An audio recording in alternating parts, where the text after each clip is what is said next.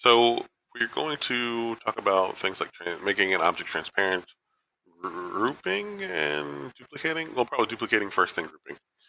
Um, when making something transparent, you can select an object and press the letter T. And you might wonder, why would I want to make an object transparent, other than it looks kind of cool? One reason you make an object transparent is you may want to see how far you have an object. Like if I think this cylinder is too deep, I can adjust the height. And it's just the letter T to make your object transparent. Um, you can always come in here to the color and click on where it says transparent, and that will make your object transparent. You can also remove it that way. Um, you may have noticed this little like gray lined pattern or design. That's to turn an object into a hole. And in fact, if you look at your basic objects, you'll see that you have an object here, your box and cylinder, and they're set up as holes.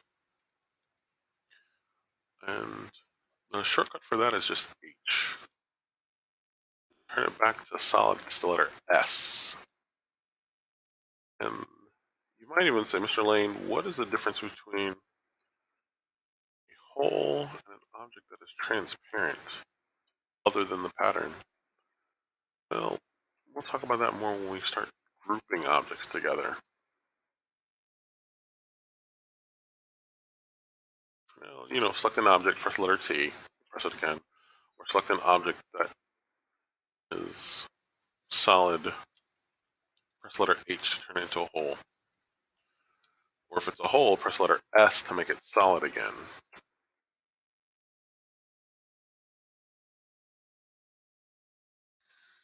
You may want to duplicate an object. And if you remember, when we duplicate in Photoshop, I used to say hold on the Alt key and then drag your object. That would allow you to duplicate your object.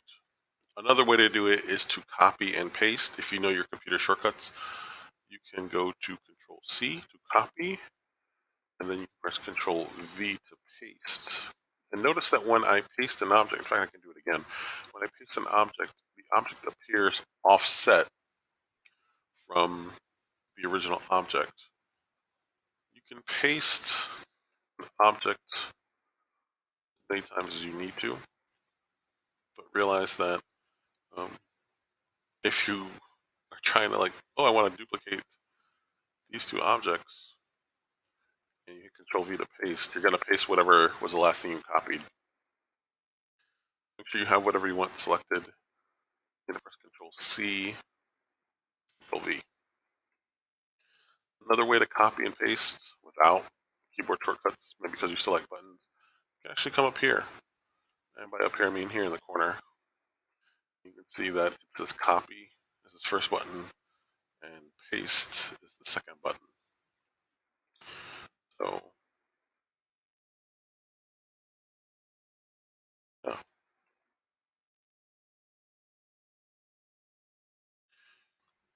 Finally, I want to talk about grouping and holes and why that's important.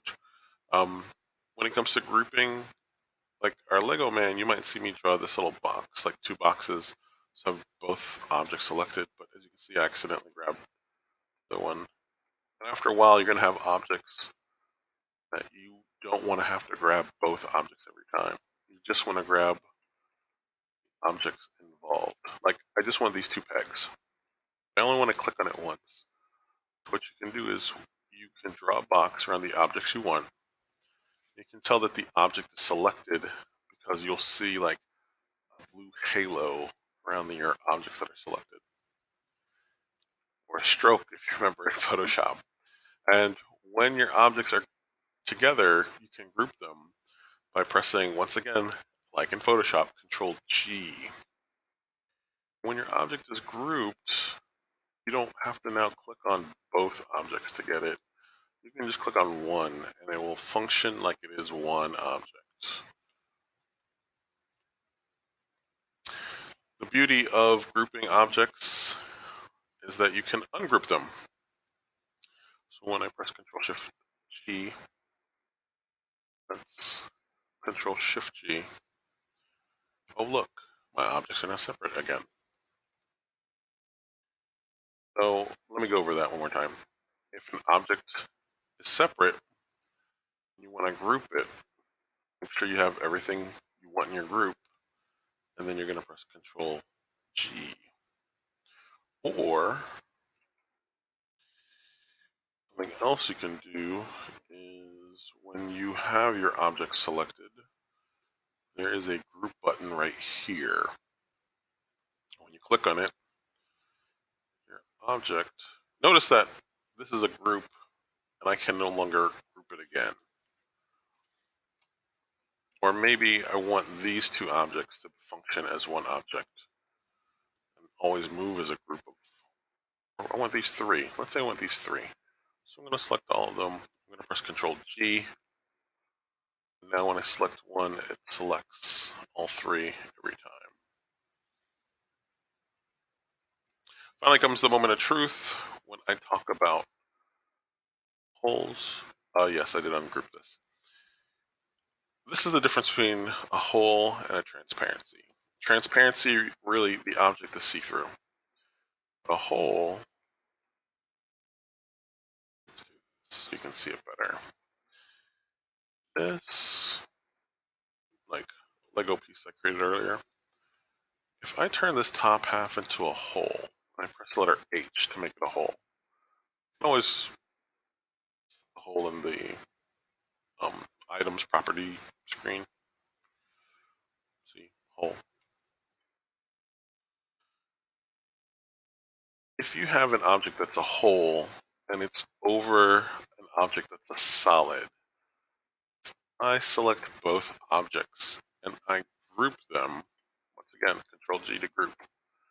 Notice that now cut into my solid object.